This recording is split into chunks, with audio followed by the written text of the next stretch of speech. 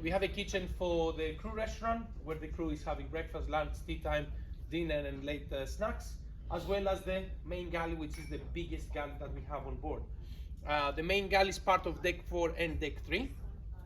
So the main, let's say, production that we do over there is for the main dining rooms, as well as certain production for the ocean view and the crew restaurant. So the difference between deck 4 and deck 3 is that deck 4 we have the bakery and the pastry, and on deck 3 we having the soup station, the sauce station, as well as the pantry. So the production is being done on a daily basis. Then on deck 2 we're having certain rooms of preparation. So we're having, first of all, the inventory rooms, where we're having the fridges with the vegetable fridge, the banana room. Yeah, we're having a specific banana room. So in the banana room we have the bananas and the low performance. No, I'm joking. Yeah. So the banana room, actually we're having a specific room for the bananas to not mix them up with the rest of the vegetables and the fruits. Otherwise, everything is going to get overripe immediately. Yeah, this is an effect that the bananas gives based on the microorganisms that they have on the skin. So downstairs, also in the twin deck, we're having the vegetable preparation area. So when the cooks, they're picking up the vegetables from the storerooms, they go down to twin deck, they remove all the carton boxes. So we don't bring, we're minimizing as much as possible carton boxes in the kitchen. So like that, we're avoiding any kind of pests. So all the vegetables been sanitized, all the salads been sanitized before we send them to any preparation area. The same thing with the proteins. On the twin deck, we're having the butchery and the fish room, where we are portioning all the different kind of meats, and everything is being prepared in a separate area. So like that, we don't have any cross-contamination between red meat, poultry, or fish. And then everything comes in Lexan boxes upstairs in the galley, so we are ready to rock and roll and prepare the items. So we're gonna go now in deck 4, in the main galley on deck 4. As you've seen, of course, we are in Cyprus, right? We're having the 4 dining rooms. Every dining room has its own signature dishes based on the name of the dining room, let's say in their origin. Every dining room as well has specific decoration, specific music, cutleries, chinaware, etc. And of course, if you dine in Cyprus, you can order the signature dishes from Cosmo, right? So Cyprus mainly has an inspiration from Greece, Turkey, and in general the Mediterranean. Cosmo is a little bit worldwide.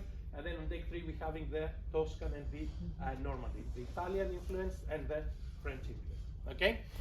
Yes, please. What is the capacity of each restaurant? 550 guests for each restaurant, yes. So in general, every night we're having approximately 2,200, 2,100 guests that they will dine in the main dining room, and approximately 500 to 550 guests they will dine in the specialty restaurants. Okay, everybody's ready to go? Okay, and welcome in the galley deck 4. As I mentioned, this is the biggest galley that we have on the vessel. Behind me is the dishwashing area, and the entrance that we use is actually the entrance that the waiters are using to come in the kitchen. And then on the other side, we're having an exit to go in the restaurant. So like that, we avoid any kind of accidents when the waiters are carrying the heavy trays. So when the waiters, they will come in, the first thing they need to do is to segregate the waste. So they will put the dirty trays over here, and then we're having color codes for the bins. The yellow bins is for all the food waste. The red bins is for all the paper and plastic. We're having the blue bins for all the cans and tins, and the gray bins for all the bottles and different kind of glass. So all the waste is being segregated. Downstairs in deck 2, we're having the recycling center, where over there we are having all the different kind of recyclable waste that is being segregated from the entire vessel. So crew members, all the waste has been, as far as is collected from the staterooms, the crew members, they're segregating whatever goes for recycling. Whatever we cannot recycle, we burn it for energy, and then all the waste that is ready to go for recycling, as soon as we reach in certain ports that they have recyclable facilities, recycling facilities, then we're giving all them recyclable waste, and then they're giving us money back for the waste that we give them. Then what we do, we book a trip to Vegas. Yes. So this money actually we give them back to the crew members. We're having one specific account, which is a crew welfare account, and over there, the funds that they're going there, they're being used for all the crew activities. In general, we're sending our crew members for solar excursions, free of charge, of course. We're putting our crew members to have dinners in specialty restaurants, etc. We're doing different kind of events, like bingo events for all the crew with money awards, iPhones, iPad, laptops, etc. So in general, we try to keep the crew members as happy as possible. And compared with land, our contracts are extremely long. So we are 7 months or 6 months or 4 months straight without even a single day off. So we need to create, and what we do, we're creating an environment to be home away from home. The same thing applies also for the crew restaurant. The same quality that we are serving to the guests, the same quality we're serving to the crew. We do not have a secondary quality for our crew members. The only difference is that we drop a happy feel in the morning coffee. That's why everybody's so excited. Yes? So, going back to the recycling, as I mentioned, we recycle approximately 85 to 90% of our waste, which is an extremely high number. And then we have the food waste, yes? So what are we doing with the food waste? So there is a system, it's called the pulper. So this cover comes out. On the end over here, we're having a big blade, right? So it's like a big Vitamix blender, let's say. So all the food waste goes in this pipe, and then we're making a smoothie out of it. Yes? So this smoothie is being mixed with seawater. First, we compress all the dry mass so we can scale how much food waste we have created, and then from there it's being mixed up with seawater. This mixture, let's say, goes to a specific tank that the temperature is being very low, so all the fat is floating on the surface. We're having filters that they are removing the fat from the surface, and then as soon as we are certain nautical miles away from land, we are allowed to discard it as food for the fish, the dolphins, the whales, depends on the location of the vessel. This we do it during nighttime. Then I get 3 cooks, we're going on the back of the vessel, and we get the catch of a day for the ocean. Yeah? 10 seconds, 15 seconds, yeah? One croissant takes approximately 2 days to be completed. So we start from flour and water, we are making our own dough, and every single croissant is being rolled by hand. That's why all of them looking different. So we're having different selection of croissants for Lumine, for Ocean View, for Alpaccio, different sizes, etc. So we're having the day shift and the night shift. So we are making our croissant dough from scratch. This is a dough sheeter where we're laying the dough, we're adding in the butter, and then we're giving the turds, as we call it, to the dough to create the layers. And then over there we're having a cold room with the marble tables where the bakers are able to spread the dough, cut it by hand, and roll every single croissant by hand. The same thing, who doesn't love breadsticks, yeah? So every single breadstick that you see on your dinner table, they've been made daily on board from scratch, and every single breadstick is being rolled by hand. Yes? So we baking breadsticks every single day to have them as fresh as possible, and approximately 30 minutes before, the same thing applies with the baguette, the bread rolls, everything is being made on board from scratch by hand. So 30 minutes before we open any venue, all the goodies that will come out from the oven, so we have them as fresh as possible. And we're baking bread also in between seating. So example, if you come on the late seating, we are baking fresh bread for you to have it as fresh as possible. So over here as well, we're having the 2 bakery ovens. These ovens are being made specifically for bakery.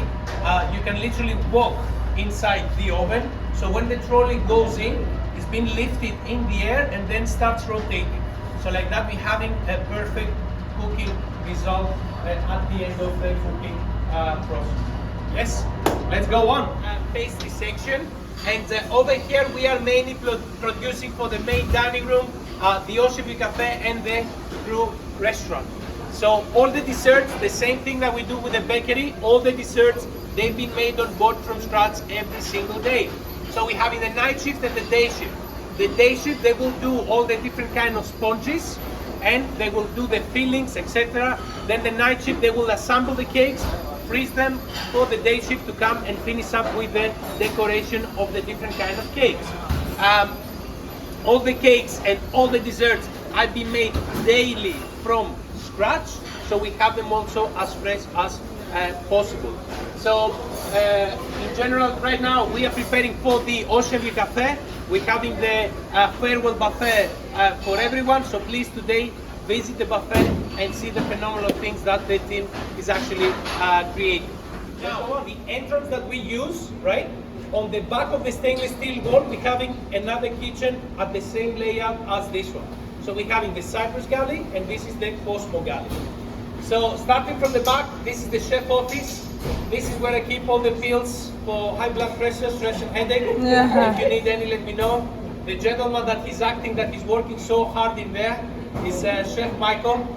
Chef Michael is Chef Michael. Actually, he's more than a friend. It's like we are brothers, right? He's a traveling chef. He's part of the corporate team in Miami. He didn't know what to do in Miami, so he came on board to join me. Yes. So imagine that Chef Michael, he's approximately 25 plus years in the company. Yes.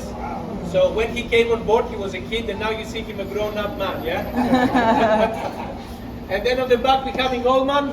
Allman, he's the Galley operation manager. He's in charge of all the cleaners. And come outside, say hello. Yes. So Mr. Allman also, he joined together with Michael when they were kids, yeah, in the kindergarten, and now you see them.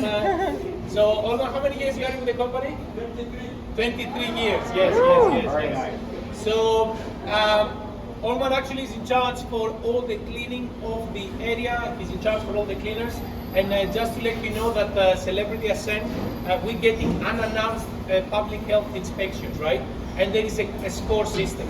So we've been visited from the United States Public Health 2 cruises ago. Imagine that one broken tile can cost you 3 points. And Celebrity Ascent, of course, scored 100 out of 100. We had only 9 observations, and when we're getting the inspection, the inspectors came 7:30 in the morning, and they finished at 3:30, just before the ship sails away. So they go and they visit all the kitchen, housekeeping, all they asking the crew in regards to knowledge about the public health, everything, temperatures. So we score 100 with only 9 very, very minor observations. So we are extremely proud about that. Yeah, so that means we are in a very good hands. Now, going back to the operation, how we make things happen, how we are able to execute 15,000 meals with a blink of an eye. First of all, the screen that you see at the end of the wall over there, this is a POS system. So from there, we are able to monitor how many orders they have been placed, how many they've been served, and how many they are pending. So like that, we know how much to produce. When we are out of the operation, in these screens, we play Netflix, HBO, and different kinds of movies for my cooks, yeah? So what happens is, like, we are preparing everything in batches. So when the waiters, they will come on the line, let's say example here, we're having the station for the New York steak in the evening time. We are cooking the first batch of New York steaks, so we're doing 10 medium rare, 10 medium, 10 well done, and so on.